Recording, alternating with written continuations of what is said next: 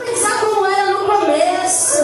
Lembra o que você fazia no começo? Se lembra aí. Se lembra aí quando Jesus falava com você e você não queria sair desse lugar. Aleluia. O Jesus está apertando os espinhos nessa noite para lembrar do lugar para onde a gente deve voltar.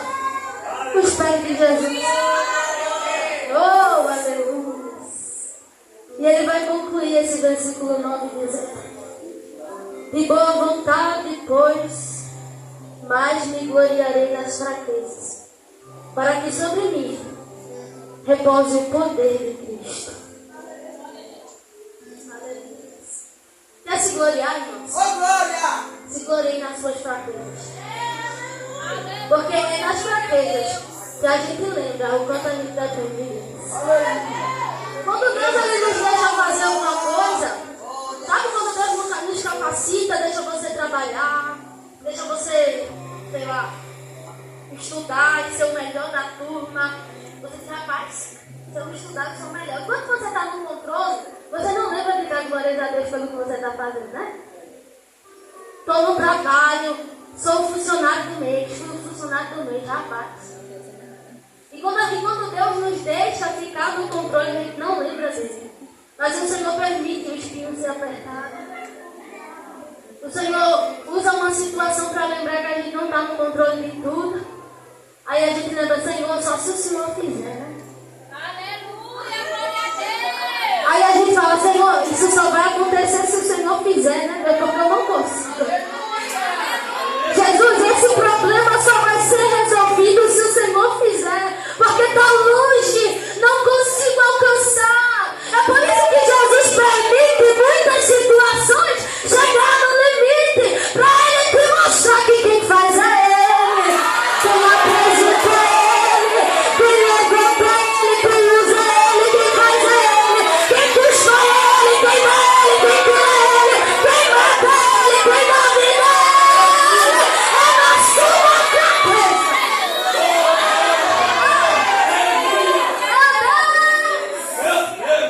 Oh, Jesus grande, nos ajuda a tornar na nossa fraqueza, Pai. Preste atenção, irmãos. Há 2 dias atrás eu enterrei meu tio. Ele tinha apenas 57 anos. E ele tinha câncer de intestino.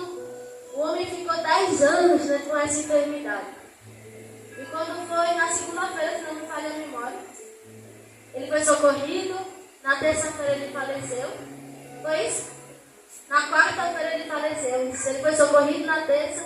Na quarta-feira ele faleceu. E na quinta-feira a gente enterrou ele. Foi muito rápido. E eu lembro que quando minha prima mandou mensagem, disse assim, ela chama de né? Ela disse, que o Gilvan está no hospital, ele está muito mal. Os médicos disseram que só estão segurando o coração dele para os parentes se despedir. E eu lembro que de manhã eu tinha orado por ele. Eu disse, Senhor, eu acho que ele não vai voltar com vida, Pai. Mas permita que ele se renda ao Senhor. Permita que ele vá com o Senhor, Jesus.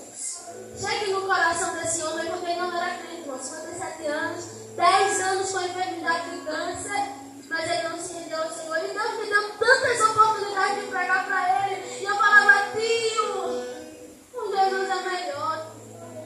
E eu lembro que ele chorava, mas ele não dava um sim para Jesus. E eu orava, Senhor, tem misericórdia. E eu orei por ele na quarta-feira de manhã. Eu disse, Senhor, vá lá naquele coração. E quando foi de tarde, a gente correu para visitar ele de 2 horas, lá no Getúlio Vargas. E no meio do caminho, a gente recebeu mensagem que ele tinha morrido. E eu fiquei com muita vontade de chorar, irmão, porque eu falei, Senhor, não deu nem tempo de eu chegar lá.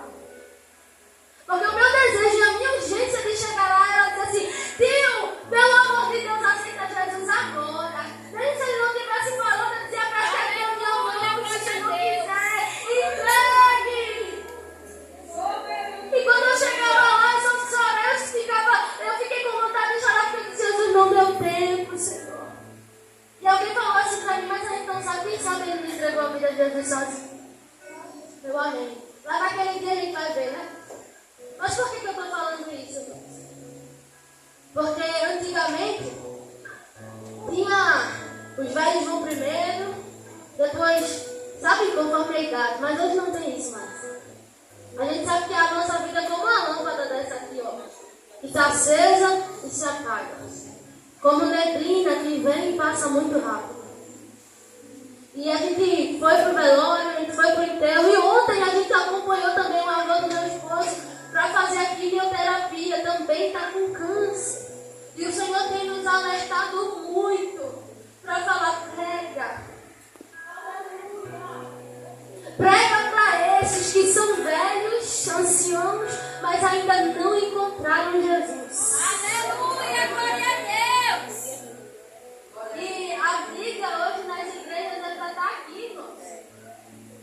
E o Senhor tem falado conosco muito lá em casa sobre os que estão perto que a gente não quer fazer. Porque meu tio se foi, o avô do meu esposo também está com câncer. E a gente sabe que só Jesus vai fazer, se Jesus não quiser fazer. E a gente está acostumado a que Jesus cure. Jesus é o Deus que cura, Jesus é o Deus que ressuscita, Jesus é o Deus que faz o impossível. Mas às vezes Ele não faz. Às vezes Ele deixa a morte vir, às vezes Ele permite a enfermidade. E o Senhor tem falado muito lá em casa, dizendo assim, olha, prega, fala, porque tem muitos que ainda não foram alcançados pelo Senhor. E vamos parar de perder tempo de crente pregando para crente, enquanto o mundo está aí. Satanás tem feito e desfeito como ele quer com a vida de jovens, de adultos, de velhos. E eu via o meu tio morrendo, irmão. Todas as vezes que eu via para ele, eu via ele morrendo. E ele não queria entregar a vida para Jesus. E eu quero encerrar nessa noite. Glória a Jesus, falando para a igreja, desperta, igreja. Porque a Bíblia diz que os anjos anseiam falar da palavra, do evangelho. Mas o Senhor conta com você. E pregar a palavra não é para quem tem dom, porque pregar não é dom não, viu? É ordem. A grande comissão, ide por todo o mundo, pregar o evangelho a toda criatura. E às vezes a gente tem um erro, um equívoco de dizer, fulano tem o dom da pregação, tem o dom da palavra. Não é dom. Não é dom. É ordem. Pregue. Ah, Rafaela, mas a minha família não me ouve. Pregue mesmo assim. Olhe para Deus preparar o ambiente para que você fale. Olhe para Deus preparar a oportunidade para que você pregue.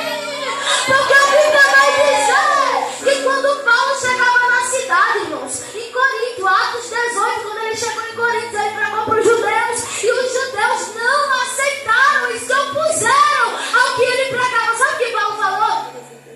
A partir de hoje, o sangue de vocês recai sobre vocês mesmos, porque hoje eu vou pregar para os gentios. Paulo falou isso, mas só é possível falar isso quando se fala. Sabe o que Deus falou para Ezequiel? Ezequiel, eu vou te levantar para você falar e vão ouvir você, quer eles ouçam ou não. Mas se você não falar, Ezequiel, o sangue deles recairá sobre você. Você está entendendo o que Deus está falando com você?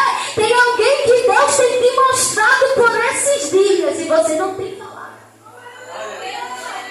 Pois a partir de hoje, irmão, fale. Rafael, eu não sei muito não. Aquela mulher samaritana, eu não sabia não. Quando ela saiu do encontro com Jesus, a primeira coisa que ela fez, entrou na cidade gritando, venham ver um. Venham ver um, venham ver um, venham ver um.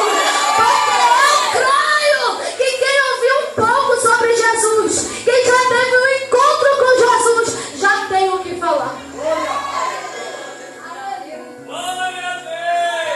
Glória a Deus, eu queria tomar a ousadia de chamar os que não servem ao Senhor ainda aqui na frente. Vocês podem vir aqui? É apenas uma oração da parte de Deus. Um corajoso já se levantou. Glória a Jesus, eu convido a igreja de pé.